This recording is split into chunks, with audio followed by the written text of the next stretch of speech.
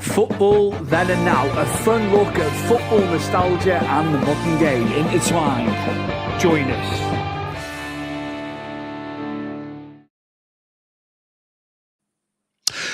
Welcome to Football Then and Now. I'm your host, Stuart Palmer, and I have got a returning guest who we had on a couple of weeks ago. We're now getting into the December portion, so Merry Christmas to everybody. I haven't got anything Christmas related on screen, though. It's a returning guest, Manchester City fan, Tom Parry, and good friend on the show again for a second bite at the cherry on the show. Second of many, hopefully, mate. Yeah, absolutely, absolutely. Now, with this, we're going to focus on Manchester City nostalgia. Obviously, the period over the last 10, 15 years, amazing with the club and how it's gone. Just some of your memories, you know, in opening of the club and just stuff that's just been amazing for you personally. I mean, the last 15 years really have been, just like, it's been unbelievable. Coming from the club that we were to what we are now, you never would have guessed it, you know. It's been a roller coaster. There's not all been ups, you know. There's been a lot of downs. We didn't win a Champions League up until 2 seasons ago, Stu. You know what I mean? How long have we had a world class team? You know, we bought Aguero in 2011, Yaya Toure. It's such a shame that none of them players got to lift that cup for us. But Sterling, Mahrez lifted it. Sorry, Sterling, you know, deserved it. Fernandinho deserved to lift it, and it took us so long to get there. So yeah, it's been a roller coaster, but mainly highs, you know. You wanted to talk about the ownership, and the first owner that came in was a Thai man, was it, in 2007? It was actually short lived. He was in exile. He was doing some dodgy stuff, wasn't he, behind the scenes? Taxing Sinatra. I can't pronounce it, mate. Shinawatra. There we go. I won't do the accent, Stu. I don't want to get you cancelled. Absolutely not. No, you correct me. You've got to correct me, mate, if I'm wrong.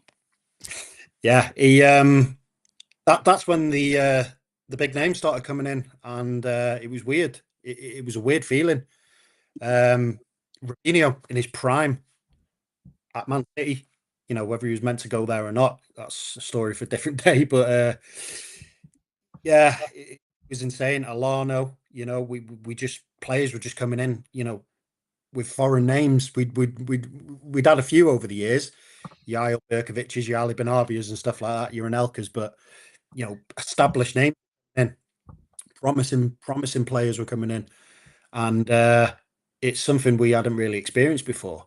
We were a bit like Bolton, where we'd get a player at the end of his, you know, at the end of his prime years, and he would come in for a final season with us. We had Seaman, we had Schmeichel, you know, we'd had a few players like that over the years. The great Robbie Fowler, but when we were getting in their prime players like Robinho, it was weird. It was almost like, is this happening, you know? But it came to an abrupt end with him, and then who would have thought it could only get better? Which it very much did. Definitely. But again, he was up to no good, wasn't he, this man? Supposedly, yeah. He looked a bit shady, didn't he? Yeah. But what happened after that, and who came in, of course, just took you to the next level, didn't they? That's the thing. Yeah, obviously Shinawatra took us to the next level. But then Sheikh Mansour coming in just skyrocketed us, and it was before all financial fair play and all that. So, you know, we would just throw money at players, and but players that ended up spending most of their careers with us, which I think says a lot. You know, Sheikh Mansour came in and he didn't just throw money at the managers or director of football to buy players, but he invested in the club, you know, in the facilities, in the city. And, you know, I think 2010, did he come in, Sheikh Mansour? So we're in, you know, year 15, going into year 16 with him. And it's been unbelievable. I think he's done it the right way. A lot of owners come in and do it the wrong way, you know, like the fella over at Forest. But I think Sheikh Mansour's done it the right way. And up until very recently, our highest transfer fee was for Rodri, which was like 60 odd million.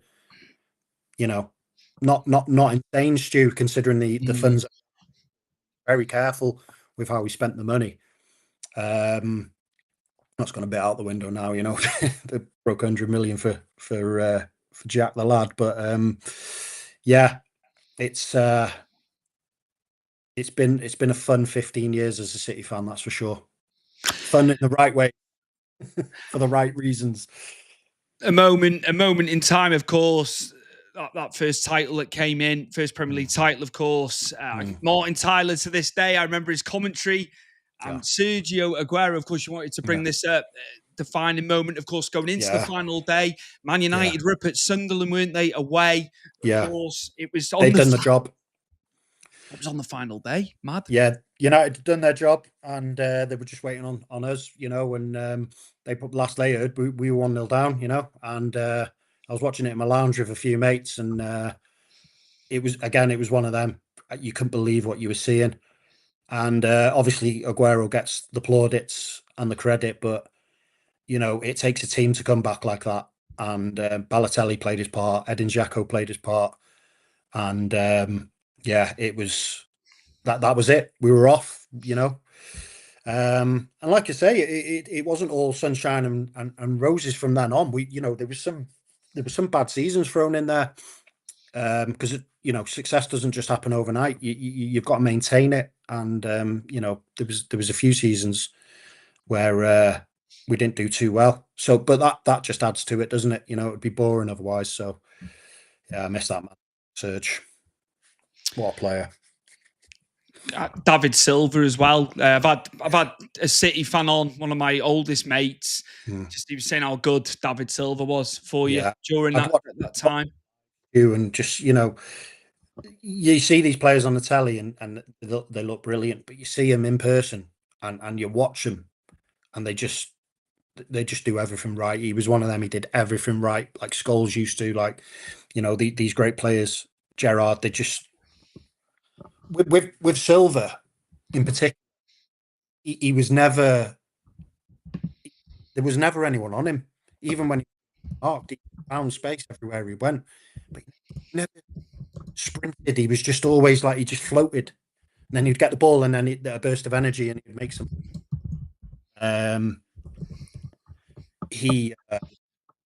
He's up there, you know. He's up there, top 5, top 3 best players of all time, and certainly one of the best players I've ever seen in my lifetime. What was your first game when you were younger, mate? I don't know this, so it'd be interesting to hear. I didn't go up until 2014. So I moved from Manchester to Roseland-Sea at the age of 6. So that would have been 1996. Dad took us when he worked away. He was a truck driver, and we never went to the games. And then just one year we were just like, we need to start going, you know. So from I think the 2014 fixture was against Liverpool. Can't remember when. I just thought, I've got often. I love this. And I've been to a few European fixtures. Atalanta, Shakhtar, Schalke. And my last fixture, I haven't been post-COVID. It's difficult. I work away now, so it's hard to, you know, on the weekend. It's hard to find the time. But my first game was in 2014 against Liverpool, and my last game was probably early 2020, late 2019. Yeah, it's one of them. I wish I did it more, but at the same time, because I don't go so frequently, when I do go, there's still that special of walking up the steps. It doesn't. It's amazing every time, and I kind of like that magic of it. Yeah, you can't describe it, can you? As such, when you go to see your team, just how you feel before a ball's being kicked. Of course, if it hasn't gone belly up, there's nothing like it. Yeah, nothing like it. You know, you get there, you get your pint, get your pie, and you just walk up the steps and just have a look, and it's just the sprinklers are on, and yeah, it's a unique feeling. definitely overdue. I've been trying to organise to go for a while. Like I say, my dad works away as well as I do, so it's hard for him. You know, hard to get mates together in your mid-30s these days, isn't it, with kids and that? So You're telling me, mate. I'm tempted to just go by myself, Stu. It might be easier, mate. Yeah. It It would might be easier, that's easy for for you, sure. to be fair, pal. Yeah, you can't. It's just indescribable going the match, mate. It Yeah. really is. I went to the new Everton Stadium against Spurs. We got beat 3-0, like, but just going to the new stadium and that setting, there's not a bad seat in the house now. No. You know, but bar the result, but going and experiencing it with my dad and my cousin, it was just amazing. I can imagine, mate. That's some upgrade for you there. I know you probably loved Goodison, but it's a remarkable stadium, that one. I'd like to go in the future. It's just obviously, you know, all the extra events now. Magic Weekend with the rugby league's going to be there now. Yeah. It's revenue, mate. You know, it's what it's all about at the end of the day. And we were behind with all that, you know. Yeah. It's it opens doors, doesn't it? So you know, everything's in place to grow as a club now. You know, you just need the results, and then with results comes better players, and so on and so forth. What's your earliest memory of City? What would be the earliest memory? We're talking late 90s when we had the likes of Dickov and you know, Kevin Horlock in the midfield, Jim and Jeff Whiteley on the wings, Nicky Weaver in goal. So yeah, late 90s. You can picture that Nicky Weaver goalkeeper kit, can't you? Yeah, when we were in Division 2, and then we beat Gillingham, didn't we? I think that was in 1998 to get promoted into Division 1, and then we've been on the up since then, really. So yeah, late 90s. I was born in 89, so yeah, I was probably around 9-10 years old when I really started paying attention. You know, I was a Liverpool, funnily enough, up until then. My mother, God rest her soul, she was a Liverpool fan, and my dad didn't really have much say in the matter. So yeah, up until 1998, I was a Liverpool fan, and yeah, from then onwards, City. She was a Scouse CC. She was born in Liverpool, right? Okay, but then Manchester when she was relatively young. So I've got Scouse in my family. But yeah, so yeah, basically late 90s, and never look back. And then, you know, going past 99 and all that going on, you got back up the leagues, of course, didn't you? And I remember the IDOS kit, the League Hog Sportif one. I remember it well. IDOS, huge. Iconic, weren't they? Amazing. Like, you know, massive computer game. You know, they developed games, didn't they? Yeah. It was amazing when you had IDOS on that kit. And I remember Alfinger Haaland, of course, One Shop. One Shop, yeah. Sean Goater, you know, going up the leagues and scoring big goals in the Premier League for you as well.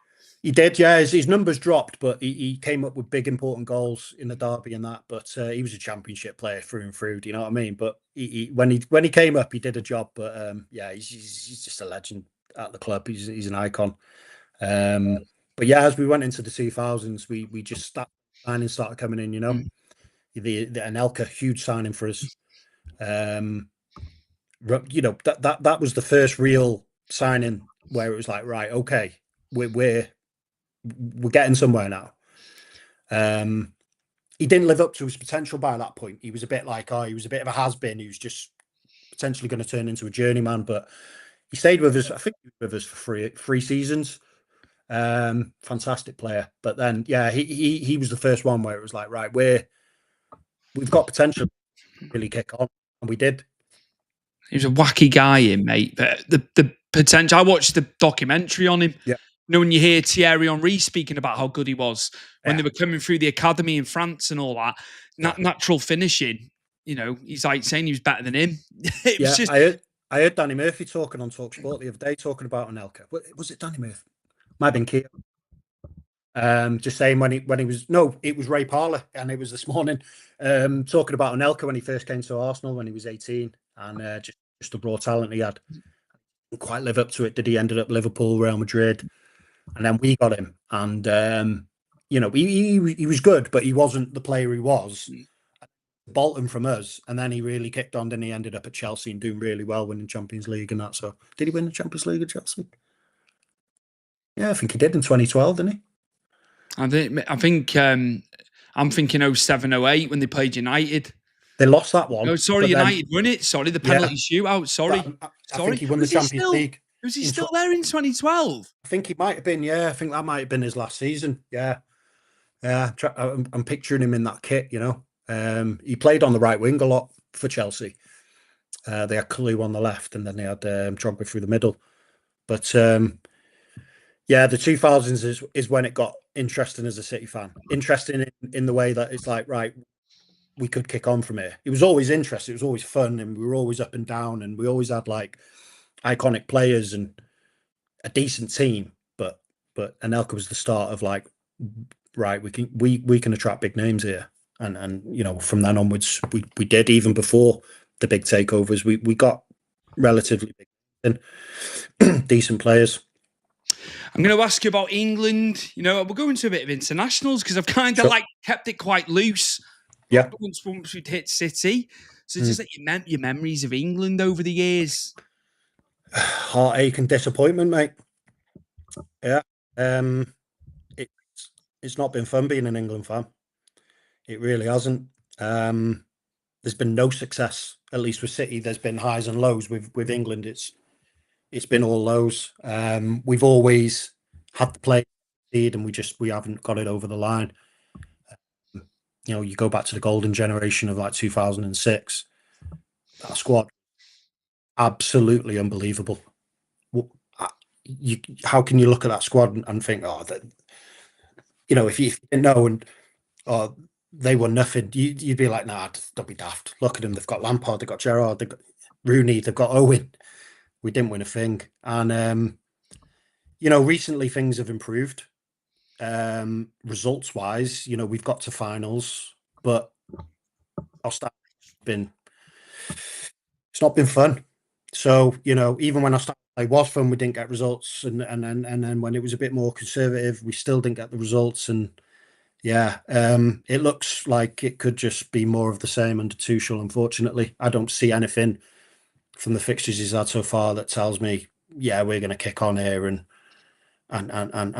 win something. I believe he's only got a contract up until the World Cup, is he? He's only 18-month contract. It was, wasn't it? Because he came in officially last January. They brought him in to win the World Cup, didn't they? And I just don't see it happening. We've probably got the team to do it. The team's there. If we keep everyone fit. We're a bit top heavy. You know, that sort of like free behind the striker, you know, we're probably the strongest in the world there. So it's just fitting them all in and trying to make it work. He's made it quite clear that he sees Bellingham as a 10 and Foden 10. Only one of them can start. So yeah, I'm not hopeful. I wasn't happy with the appointment, and I'm not hopeful that we'll do anything in the World Cup. Best case scenario for England, I think, is once Pep leaves City, he takes that role, and I think he could certainly get us over the line and win a trophy, even if it's just a bloody Nations League. I'd take anything at this point.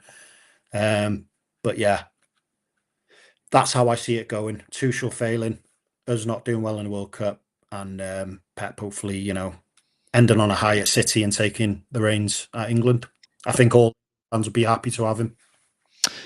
I'm going to go back to Euro 2004. When they played France in the group, it was in the group stage, and they absolutely slaughtered him over the game, didn't they? They were by far the better team, and Rooney was on fire. France came and went. It was 2-1, wasn't it? It was a late goal. I remember it. Rooney was just.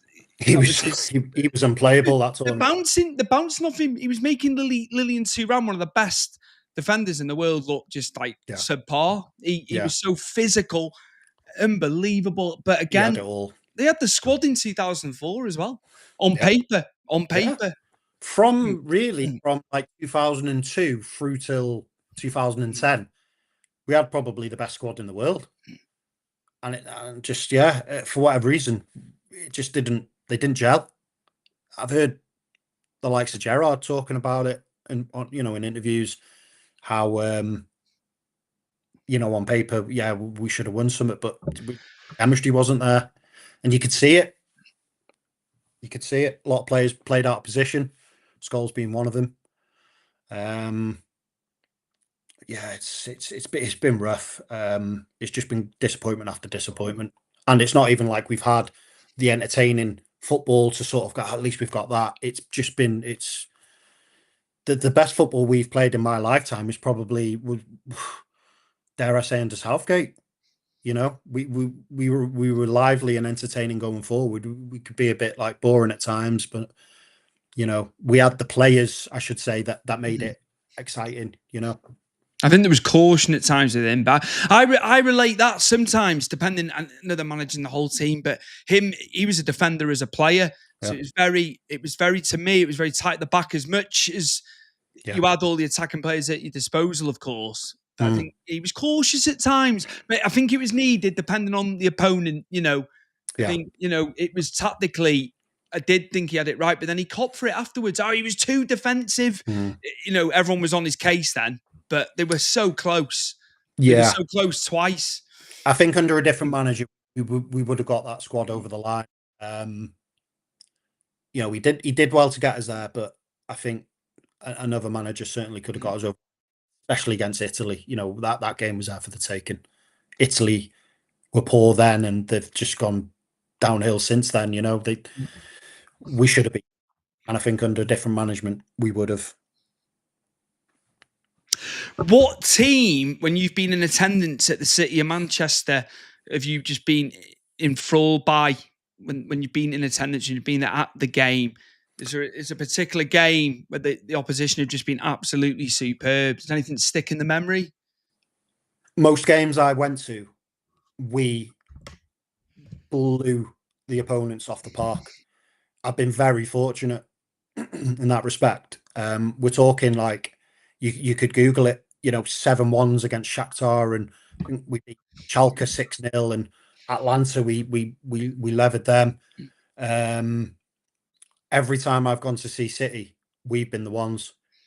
Fortunately, we lost the Palace game that I went to. That was the last game I went to, I think, against Palace.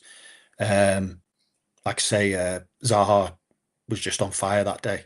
When he was going, Zaha, he was unplayable at times. He gave John Stones an absolute nightmare of a game. But most of the time, Stu, we fortunately we've been remarkable. It's a bit of a daft question to ask you, just because you've been on the up and up when you've been going, of course. But and at our stadium as well, it's hard to beat City. Palace did well to beat us, but we were just pinning them back. But they had Zaha on the counter. He was a nightmare. Going back a few years now when he was in his absolute prime. So, other than that, mate, we've done pretty well.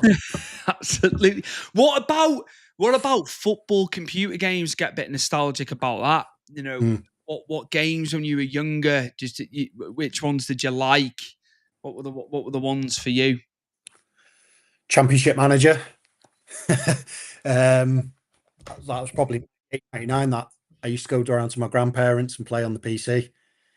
That was back when you could put food stalls around the stadium and stuff like that. You can't do that now.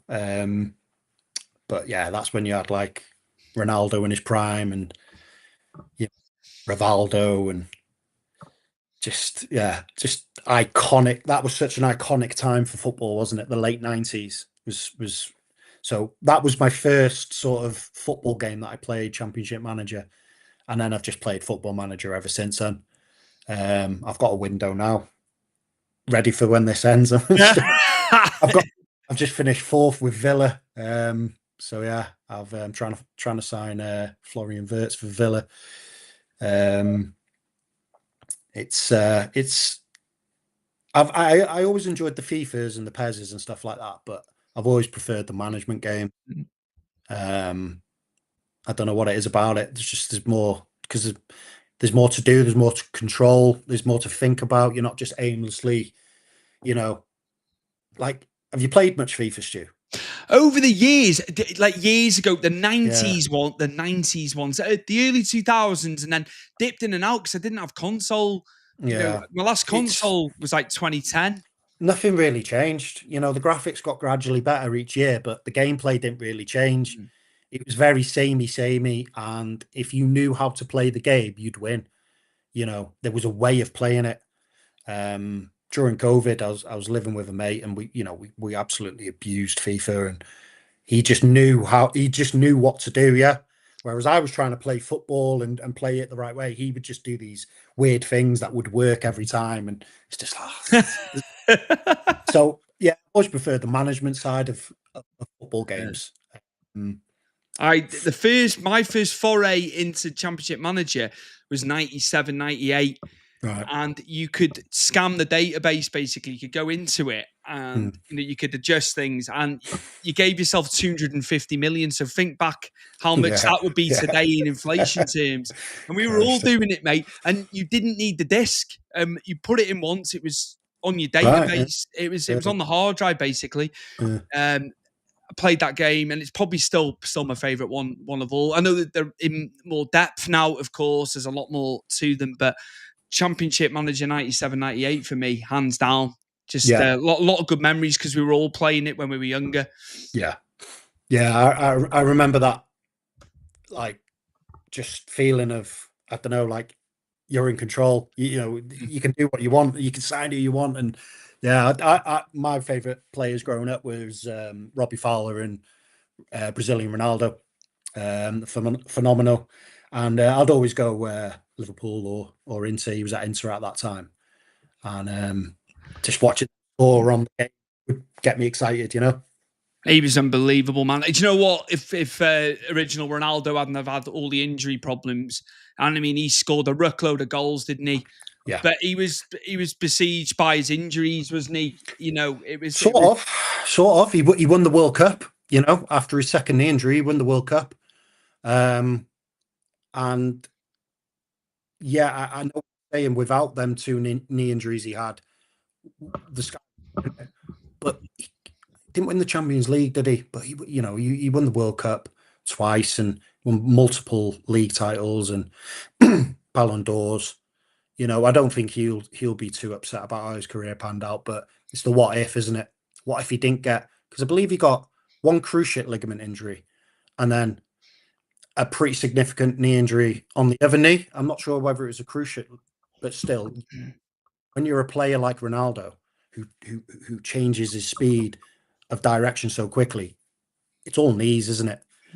Legs and knees and hips, and he lost that half a yard after them injuries, but he was still good enough to get the golden boot.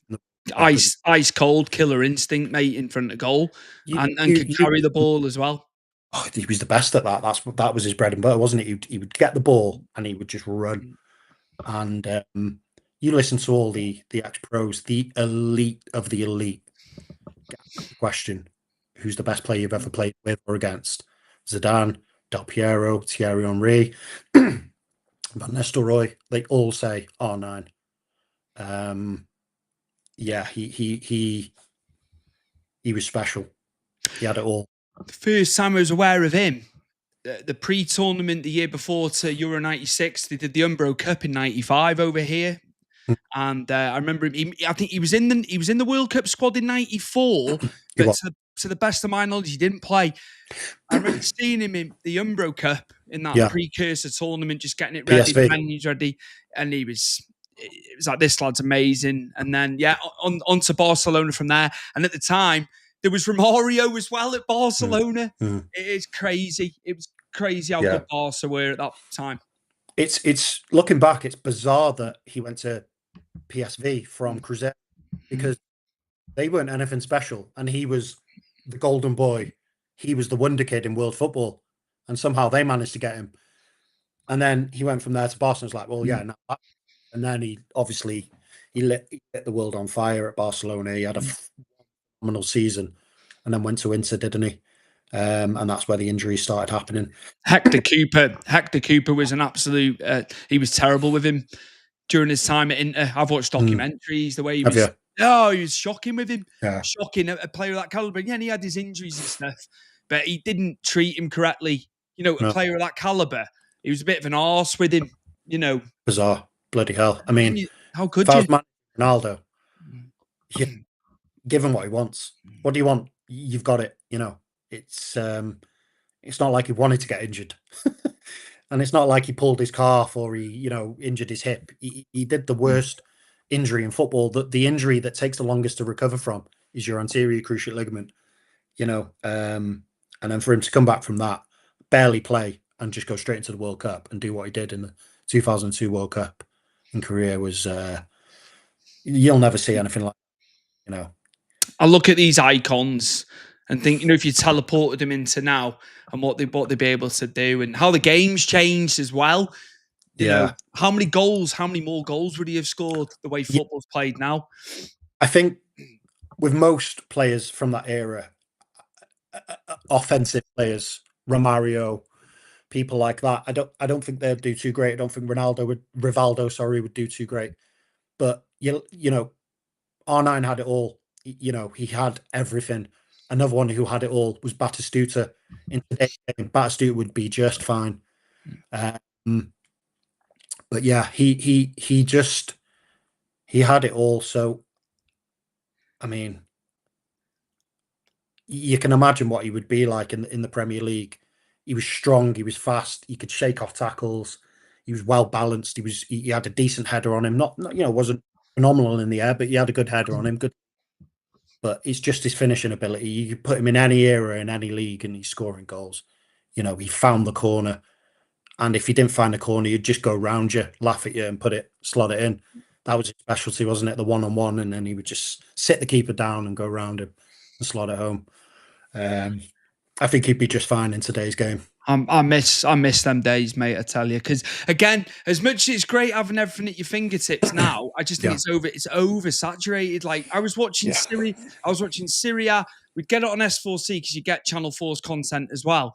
I was watching Syria highlights on a Saturday. They'd have the live game on a Sunday. Yeah. And then I'd be watching La Liga at my cousin's house, because they had Sky. I didn't at that point. And I just think it's just oversaturated now, mate, in some respects. It's the way of the world, I know. Yeah. I mean, everybody's business now, don't you? It's, you know what they drive, what they dress like. Back in the day, you didn't have a clue, and they had this aura about them because you knew so little about your footballers. So they had this aura about them. Now, it's hard to like some players because you know what they're like off the pitch. Whereas if you didn't know, you'd probably root for them. But yeah, it's social media's certainly not been a good thing for football. Yeah, it's a shame, but things move on. We have to move on with it. Definitely. 100%, mate. 100%. I'm just thinking if we can touch upon something else before we go. Iconic stadiums. Yeah. Just like what some of your favourite stadiums, mate. Before we close out, I thought we'll end on that. I went to I was on a family holiday in Salou in 2005, and Barcelona was up the road. My dad took me to the new camp. We went on a stadium tour, and 2005 Barcelona is quite a special team, wasn't it? Because of one man in particular, and yeah, I'll never forget walking up them steps and just being greeted in camp. It puts any other stadium I've been to shame. And that includes Wembley. There's just something about it. So yeah, the new camp for me is numero uno, definitely. And then obviously you've got San Siro, Giuseppe Meazza, whichever colour you support in Italy, and that's an iconic stadium. The Bernabeu, obviously. But it paints Old Trafford in its prime was a special stadium. It's I've heard it's not what it used to be due to lack of investment. But I've been to Old Trafford. I went to watch Scholes' testimonial in 2011.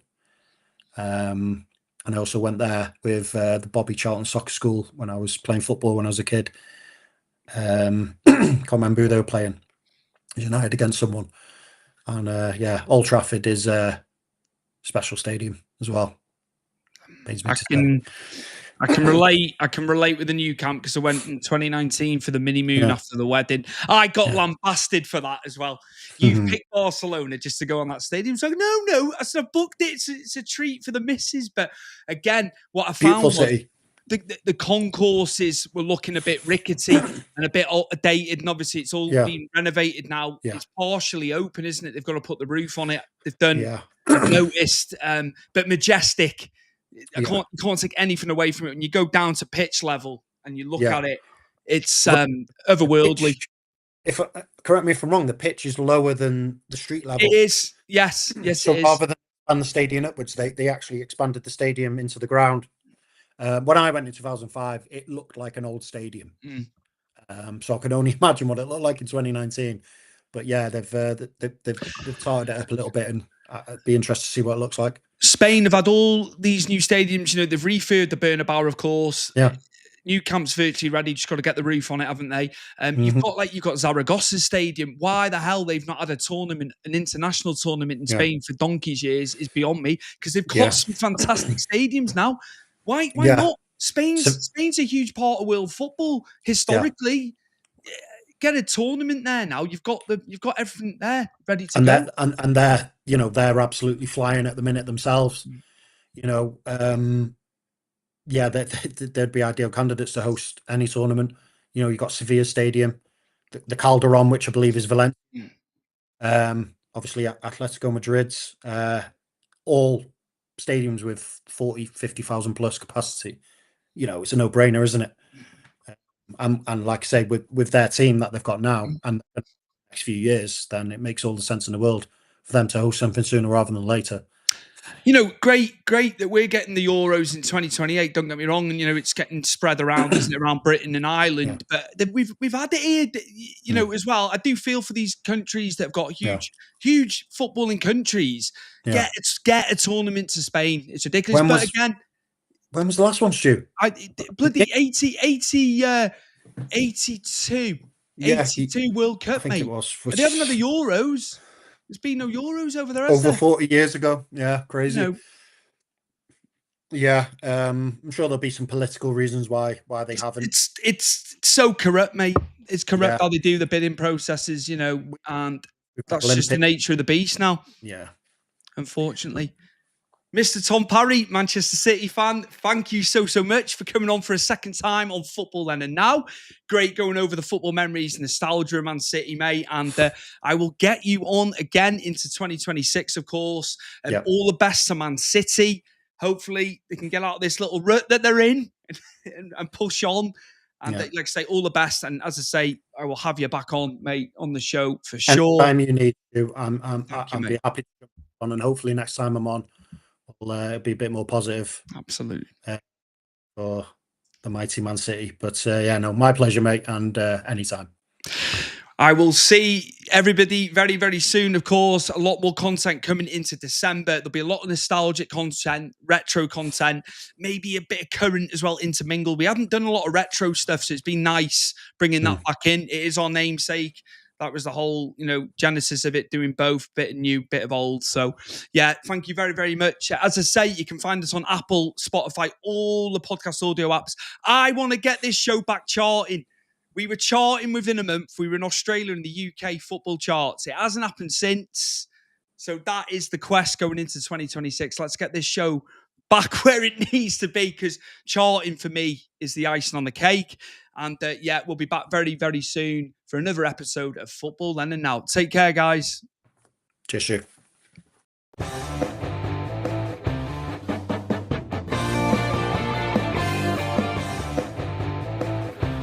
Football Then and Now, a fun look at football nostalgia and the modern game intertwined. Join us.